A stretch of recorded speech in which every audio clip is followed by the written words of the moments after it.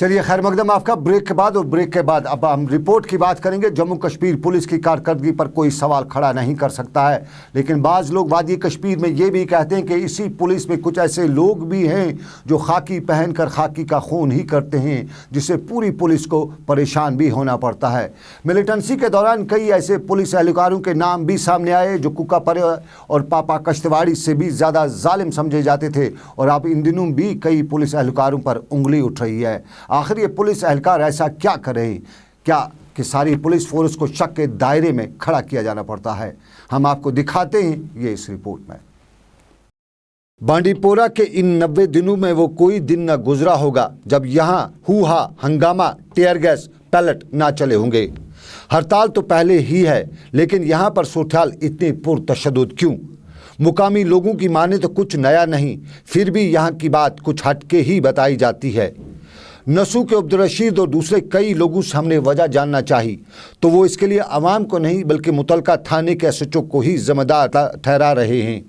हमारे कान भी खड़े हुए तो हमने भी जानना चाहा कि आखिर माजरा क्या है। हमने जब मुकामी लोगों से मालूम किया तो हमें नाम सुनते ही यकीन सा होने लगा कि यहाँ कुछ तो है, क्योंकि एसएचओ को नाम से कोई नहीं जानता है, बल्कि पूरे इलाके में एसएचओ चुलबुल पांडे के नाम से मशहूर है।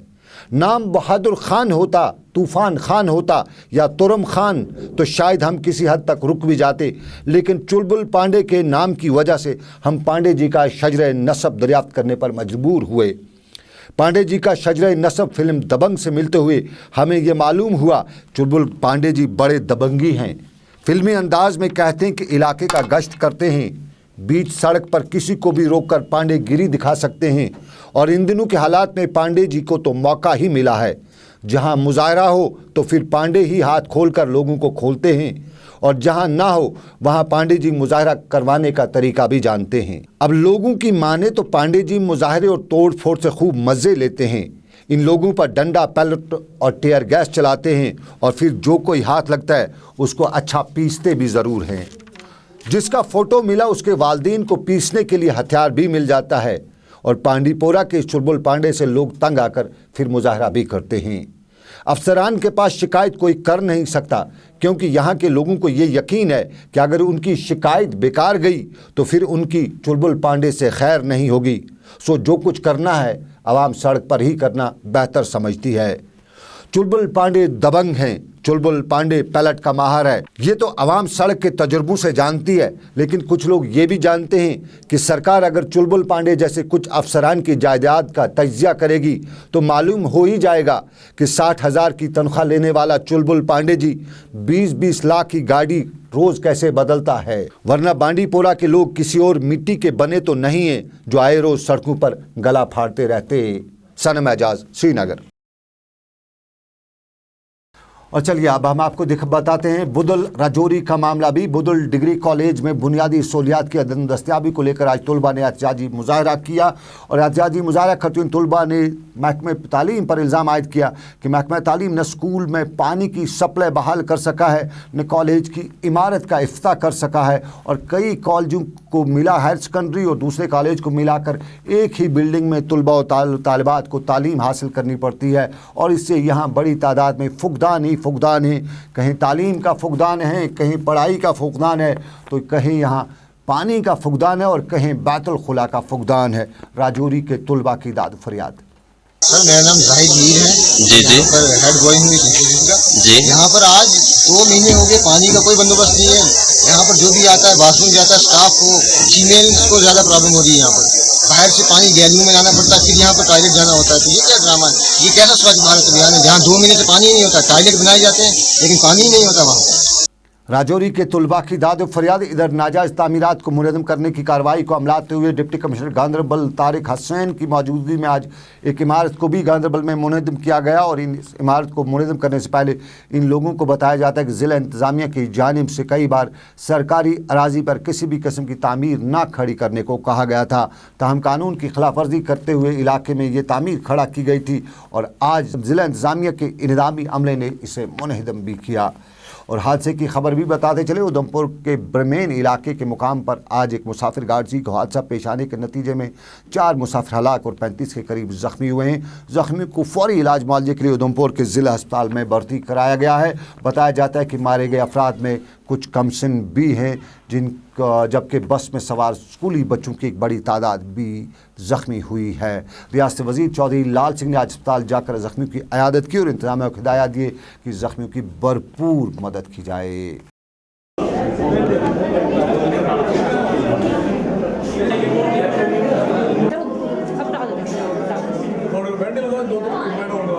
चलिए तुलबा की बात भी हम अब करते हैं। बरजुला में तालिब इल्मों ने आज इम्तहानात को मुअख्खर कराने की मांग को लेकर एहतजाजी मुजाहरा किया। एहतजाजी तालिब इल्मों ने अपने हाथों में प्ले कार्ड उठा रखे थे। ये तालिब इल्म वज़ीर तालीम और एग्ज़ाम बाइकाट के नारे भी लगा रहे थे। और मैं बरजुला से हूँ, हम आज जमा हुए हैं टू प्रोटेस्ट अगेंस्ट एग्जाम्स। नई मुख्तर ने कहा कि एग्जाम नवंबर में होगा, नवंबर में और मार्च में।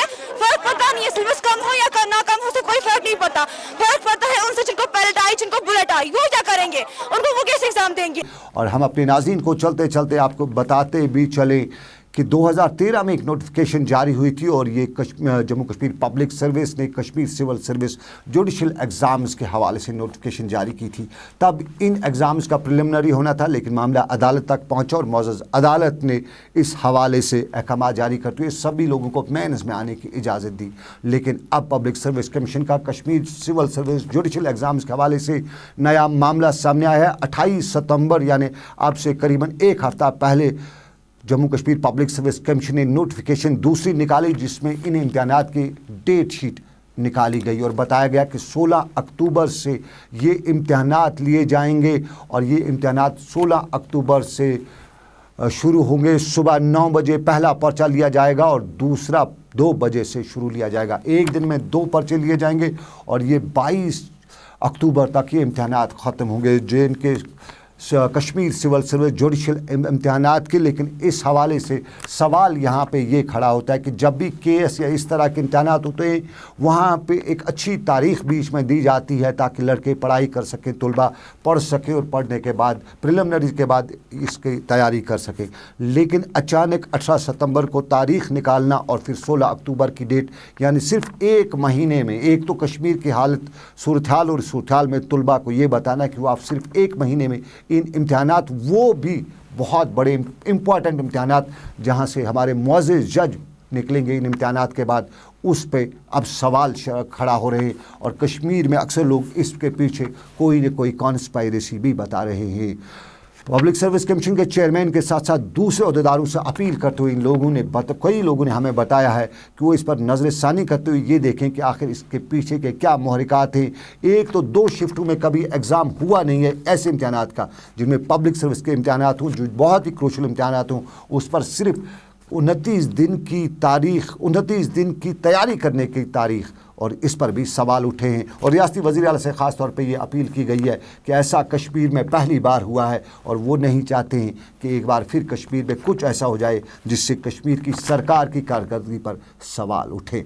ये पब्लिक सर्विस कमीशन में कश्मीर सिविल सर्विस जुडिशल इम्तहानात के हवाले से तलबा व तालिबात की मांग। लेकिन अब आपको बताते चले आखिर में कि एंथनी गंजाल्विस का आपने नाम सुना होगा। एंथनी गंजाल्विस एक फिल्म में अमिताभ बच्चन का किरदार था, लेकिन अब एंटोनी गैटरस का नाम भी सामने आ रहा है और एंटोनी गैटरस आने वाले अक़वाम मुत्तहिदा के नए जनरल सेक्रेटरी भी बन सकते हैं।